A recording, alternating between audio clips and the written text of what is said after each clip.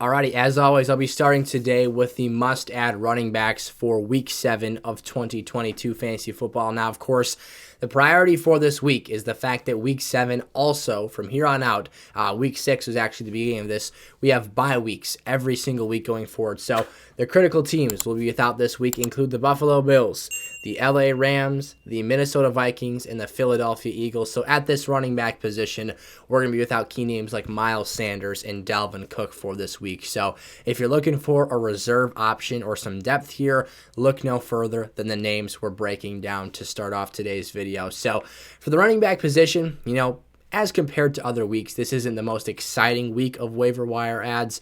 However, Kenyan Drake is my priority running back at this current point in time.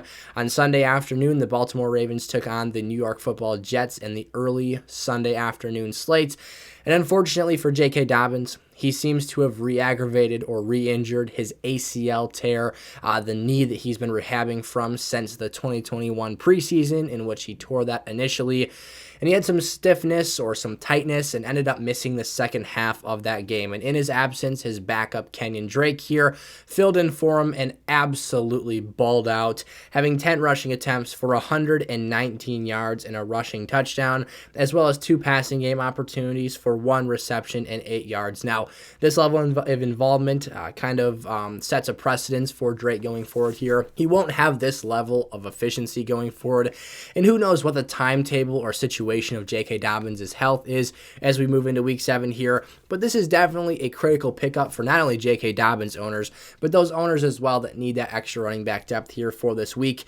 This is the most amount of usage Drake has seen since Week 1, which J.K. was not actually available on the field. He was still rehabbing from his injury, and the Ravens were trying to do their due diligence to make sure he didn't get injured and re-suffer some setbacks here. However, the worst situation played out here. Again, we don't have specific details on what this means for JK, but he did miss a large portion of the second half of that game. So this is somewhat of a committee style approach. You're going to see other running backs sprinkled in, used in various ways and patterns. Maybe a guy like Justice Hill, for example, gets involved in the passing game. But for now, Kenyan Drake at just 4% rostership on Yahoo Fantasy looks to be a pretty intriguing ad for this week.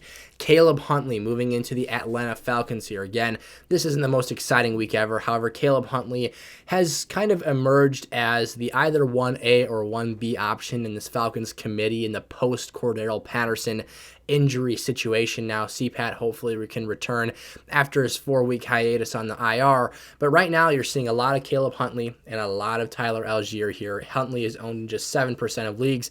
We kind of saw that number pop up a little bit after last week's games. However, in this matchup here for Huntley, he had 16 rushing attempts, the team lead here for 59 yards. Again, this is a running back by committee offense. You've got Avery Williams sprinkled in there as well. And no man is really getting workhorse touches. But if you're going to get 16 opportunities on the ground, this is a tougher matchup against San Francisco. I had Tyler Algier as a sit for this week, assuming he'd be the lead back here. He had 15 rushing opportunities, respectively, on the ground for himself.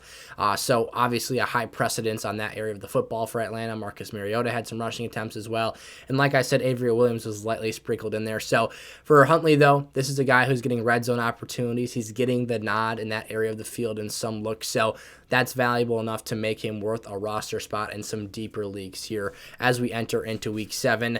Deon Jackson here. Now, he would be my priority ad for this week, but there are a couple of variables at 43% rostership that make his situation a bit hard to project here for Week 7 and beyond. So, first and foremost, Frank Reich told us last week that Jonathan Taylor was expected to be able to play, and he expected that his availability would not be in question for Week 6. However, it was. He was ruled out on Saturday morning, I believe it was. And then we kind of got the, gust of wind that it would be the Deon Jackson show again, because you've got guys like Nyheim Hines, the immediate backup here, who is also out. He's in concussion protocol. And now you've got Jackson, who was initially a cut by this team in the preseason, being once again kind of the star here. He was very, very good down the stretch on Thursday Night Football in Week 5 against the Broncos. And in he comes this week, absolutely balling out before sustaining a quad injury, which of course is the other area of concern here. So you've got Nyheim Hines, you've got Jonathan Taylor, and you've got Deon Jackson, all in some relative injury protocol here. However, I will note 12 rushing attempts, 42 yards, 3.5 yards per carry. None of that screams excellence and jumps off the paper. However, he did have a very impressive truck stick on the goal line.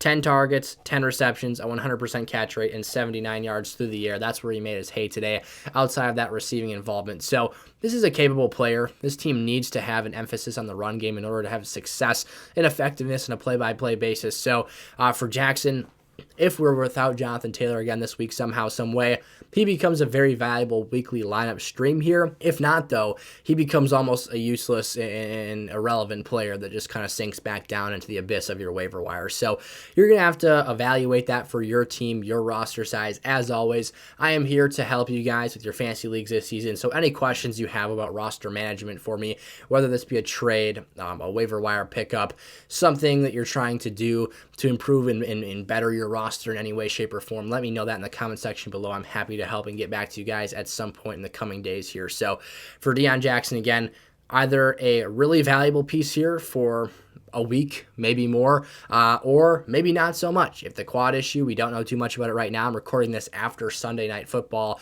The Cowboys kind of made a run of things here, and then the Philadelphia Eagles ended up pulling back ahead.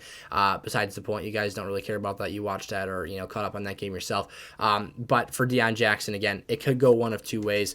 And then finally here, Mike Boone or Latavius Murray. Now, like I said, I'm recording this after Sunday Night Football, so we haven't actually watched them play the Chargers on Monday night. Should something happen to Mike Boone or Latavius, who we're not going to cover in great depth here just because we're going to get the video moving along here, obviously adjust accordingly, and you can always ask comments about or questions about that in the comment section below. But I'm assuming that Mike Boone is going to have a very valuable role in this offense. Now, in just 10 touches on the Thursday night against the Colts in Week 5, he averaged 8.5 yards per touch and was very, very effective in that backup role. So while he's not necessarily delivering starting lineup caliber play every single week, when you're getting to a pinch with having these brutal bye weeks, especially at a running back position that's insanely thin right now, this can become a valuable add. So at 40% rostership, he's available in over 50% of Yahoo leagues. Latavius Murray's usage is even lower, or rosterization, his overall utilization on the free agent market here as it pertains to fantasy football. So check him out. Potentially Latavius could overthrow Mike Boone here. All things to look at as we move forward into the coming weeks.